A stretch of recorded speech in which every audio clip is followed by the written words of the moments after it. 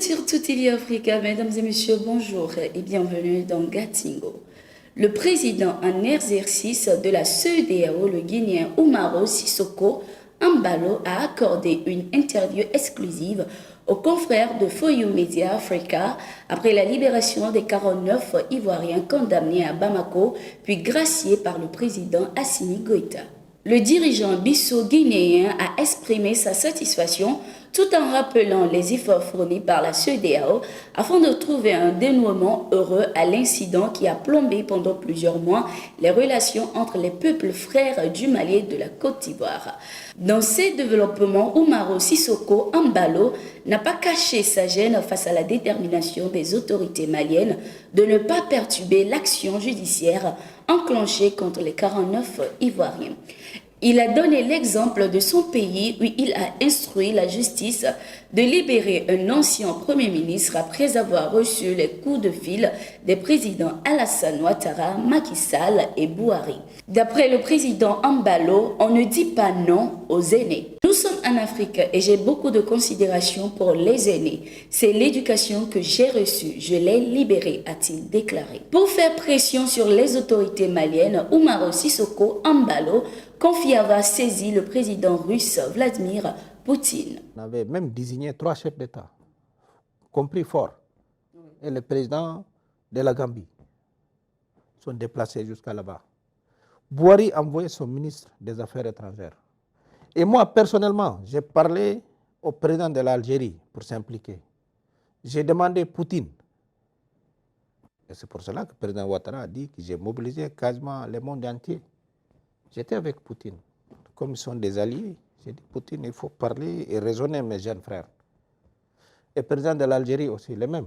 Il a dépêché, le président algérien, il m'a dit, sur le président, tout de suite, dès demain, je vais dépêcher mon ministre des Affaires étrangères. Il est parti là-bas. C'est les choses que je pouvais faire. Et moi-même, en tant que président en exercice, j'ai demandé président en exercice de l'Union africaine, président Macky Sall, il a fait un stop là-bas. L'esprit de l'organisation sous-régionale CEDEAO n'est pas d'imposer ni de sanctionner, mais d'aider tous les pays en transition. C'est ce qu'a affirmé Umaro Sissoko Embalo, président en exercice de la Communauté économique des États de l'Afrique de l'Ouest CEDEAO, lors de sa visite au Burkina Faso ce 11 janvier, reçu par le président de la transition burkinabé Ibrahim Traoré. Umaro Sissoko Embalo dit être venu s'enquérir du processus de mise en œuvre de la transition en cours au Burkina Faso. Après des échanges avec le chef de l'État, le capitaine Ibrahim Traoré, le président en exercice de la CEDEAO a réaffirmé la disponibilité de l'organisation sous-régionale à soutenir et à accompagner le Burkina Faso sur le terrain de la lutte contre le terrorisme. À en croire Umaro Sissoko Embalo, lors du dernier sommet de la CEDEAO tenu le 4 décembre 2022, tous les chefs d'État étaient unanimes pour soutenir les doléances et les requêtes que le président de la transition avait formulées à la CEDEAO. Après nos échanges, j'ai compris beaucoup de choses qui se passent au Burkina Faso. On va voir dans l'immédiat comment soutenir le Burkina Faso, a confié le président bisso-guinéen. Le Burkina Faso avait déjà été suspendu par la CEDEAO suite au renversement du gouvernement de Roch-Marc Christian Kaboré. Après le renversement de Paul-Henri Damiba, Ibrahim Traoré, président de la transition burkinabé, a promis de respecter le chronogramme des élections pour un retour de civils au pouvoir au plus tard en juillet 2024. Il est régulièrement reproché à la CEDEAO de soutenir de manière systématique les dirigeants en place sans tenir compte des aspirations des populations. La France tente désormais l'apaisement diplomatique avec le Burkina Faso. Le 10 janvier 2023, Chrysolo Zakharopoulou, secrétaire d'État chargé du développement de la francophonie et des partenariats internationaux, était à Ouagadougou pour rencontrer le président de la transition burkinabé, Ibrahim Traoré, afin de décrisper les relations entre son pays, la France et le Burkina Faso. La France n'impose rien. Elle est disponible pour inventer un avenir ensemble. Je ne suis pas venu ici influencer aucun choix ni aucune décision. Personne ne peut dicter ses choix au Burkina Faso et nous sommes convenus avec le président Traoré d'avancer ensemble dans cet état d'esprit. En cohérence avec ce message, la France reste engagée sur tous les plans humanitaires, sécuritaires, développement au degré et dans les formes que souhaiteront les autorités burkinabées, a déclaré Chrysoulou Zakharopoulou. Cette visite intervient quelques jours après la requête des autorités burkinabées afin d'obtenir le remplacement de l'ambassadeur de France Luc Alade, considéré comme interlocuteur non fiable. Il faut préciser que le Burkina Faso renforce sa coopération avec la Russie à travers la signature de plusieurs accords sur le plan militaire, financier, entre autres. Le Premier ministre burkinabé, lors de son dernier voyage en Russie, a invité le gouvernement russe à renforcer sa présence sur le marché burkinabé.